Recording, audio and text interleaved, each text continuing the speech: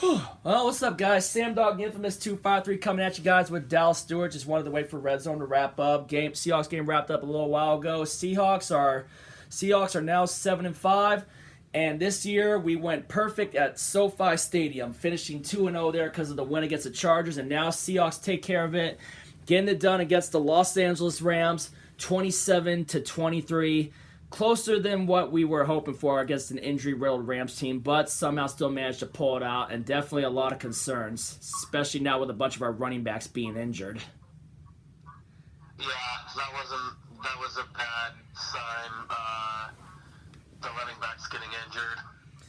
Yeah, and then obviously the offensive line, not really some good protection, gave up about 3 sacks today, 2 of which were by Bobby Wagner. We know Wagner wanted to get some revenge on us today. Fortunately for us, he didn't get that revenge, but Wagner sure had a huge game today.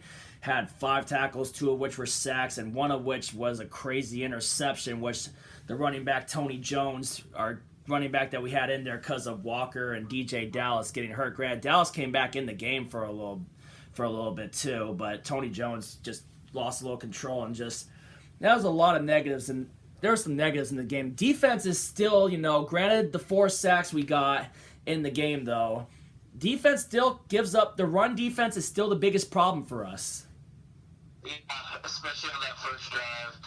Yeah, I mean that when they had some big runs. Yeah, they just went right down the field. The game couldn't have started off any worse. Yeah, Akers freaking was grinding all over our ass. Wolford was hitting some. Got Tutu Atwell was killing us on jet sweeps, and Atwell had a hell of a game today. And then I think we had Metcalf and Lockett for us though on the positive side both went over 100. Did they both go over 100 yards? I think they might have, yeah. Yeah, that's what I think. A commentator said something on that. Mark Sanchez or one of the guys said something on that. But after we given up that first easy drive for the touchdown, then I love the way we came out firing on that drive, started and then we hit that big play to Tyler Lockett to tie the game, and then Rams drove down on us again, held them to a field goal, and then we go downfield and we hit Noah Fant for the touchdown to give us the 14-10 lead, and then we just started stalling. And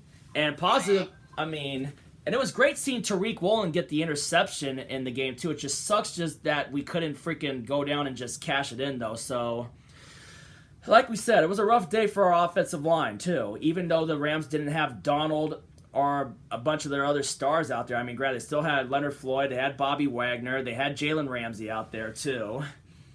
But, it's like there's still a lot of signs of concerns for the Seahawks team going forward with what we still have to build upon to get better on for the future. Yeah, there's still a lot of question marks on this team. Yeah. All right, now back to it. Now, after we were held 14-13, then we go downfield, and I think that's when Geno Smith ends up getting stripped. So it was a rough day, pretty rough day today for Cross and Lucas. Yeah, and the good thing we forced the 3 and out after that. That could have been a huge turning point in the game. Yeah, I think we get one of the big Uchenna Nwosu gets a big sack on Wolford. We kind of dinged Wolford up a bit. Yeah, we did. So in a way, kind of did get some revenge for that wild card game, even though we gave him that hospital pass. Yeah. Yeah, and then later on in that game, after the strip, we freaking after getting the 3 and out, we get downfield and then get held to a Jason Myers field goal, which made it 17-13, and then after that Wagner pick, though, we hold them to a field goal, which was huge to keep it at 1 point game. Yeah, 17-16 after the Wagner interception, and then we get held to another field goal, which made it 20-16, and then it was just an all around battle. But it's like the Rams' injuries. It just sucks that we just could not freaking find a way to put up to do more than what we probably should have done, and we still know we got a chance to really pull away in that game, and we just couldn't. Yeah, we just couldn't. They just found a way to hold it in there, and then after that, they go downfield and take the lead in the fourth quarter with about 2 minutes and 50 some odd seconds left in the 2 minutes 56 seconds left, I think, was what was on the time when Akers got his second touchdown of the game. And then, we wanted to know this question for a little while because, and this was something I was saying in the game picks earlier in the week, if you remember.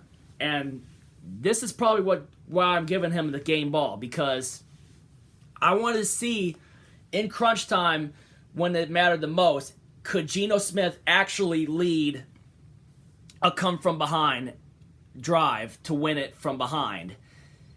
And that drive, pretty tense drive. We get it started going to one of our tight ends, and then Tyler Lockett came up big on that 1 third down play, barely getting it to the line to gain for that first down about before the 2-minute warning.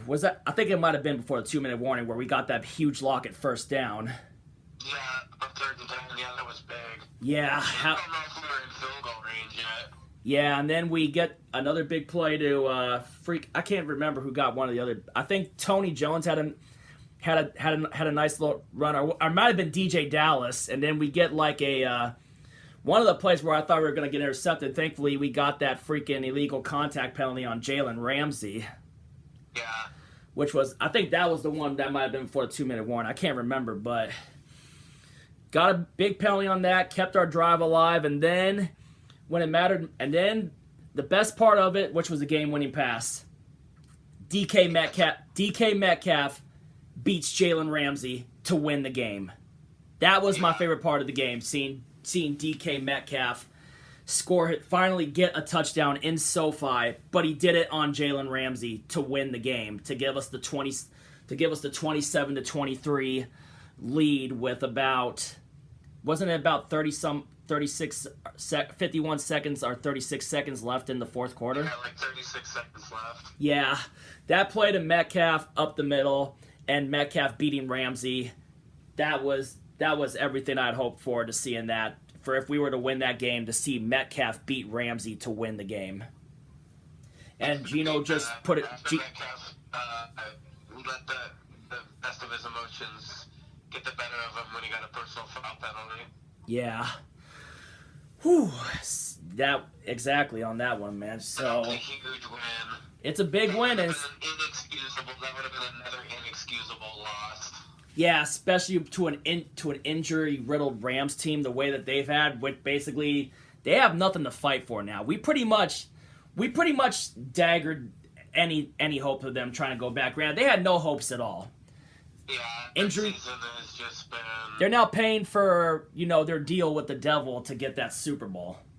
They're putting Stafford out, Kupp out, Aaron Donald out, and a bunch of other key players out. Now, if they would have possibly had Aaron Donald, who knew how different that game would have been? I say we're fully healthy. We probably would have definitely got thrown by them today. Yeah, if they were healthy. But safe to say it didn't happen. Right now they're showing the highlights of that on NBC's Football Night in America. They just showed Geno's game winner to DK Metcalf where he beat Ramsey. But yeah, and then after that, Darrell Taylor gets a big sack on Wolford in the final minutes to make it about a 2nd and 16, and then Tariq Woolen makes another big play to make it 3rd and 16. Rams get called for a false start, and then Wolford desperation throw. Cody Barton intercepts it. Game over. Yeah, Barton. Big win. Puts us at 7-5. We're back in the wild card race because Washington and the Giants surprisingly tied today. And we have the tiebreaker over the Giants. Yeah, I mean, but still, it's a concern when you only have one running back with DJ Dallas playing dinged up still and losing Kenneth Walker. So I'm definitely very concerned about the health of Kenneth Walker with his ankle. I just hope that we took it out for a precaution, and we'll see how he's gonna be the rest. See how it comes the rest of the week coming up for our next game against the Carolina Panthers, which I will be at. I mean, granted, because I missed the last game due to my fever that I came down with and my flu. So, but other than that, though, feels good to finally beat the Rams in LA for the first time since the last time I was there in 2017 when we won in the Coliseum. This time, 27-23, but also. 16-10 game. Yeah, that's right. I was at that game in LA too. It was hot as hell, and I almost at one part passed out, but thankfully I got some water in me during that. But hey, you know what else is cool today? 2-0 at SoFi Stadium this year. At least we went perfect at SoFi. Beat the Chargers and now beat the Rams 27-23. Give me your thoughts down in the comments down below. Let's hope our running backs are healthy. If you're new to the channel, hit the subscribe button. Ring the bell for notifications. Seahawks get the win in LA 27-23 over the Los Angeles Rams. And I'm about to sign on out here. Get ready to watch primetime with my dad a little later. And I'm just going to chill and get ready for my long week. So, Dallas, thank you for doing this with me. Yeah, no problem. It's always better after a win. Yeah, big time. Yeah. All right, catch y'all later. If you ain't with it, you ain't infamous. And as always, go Seahawks.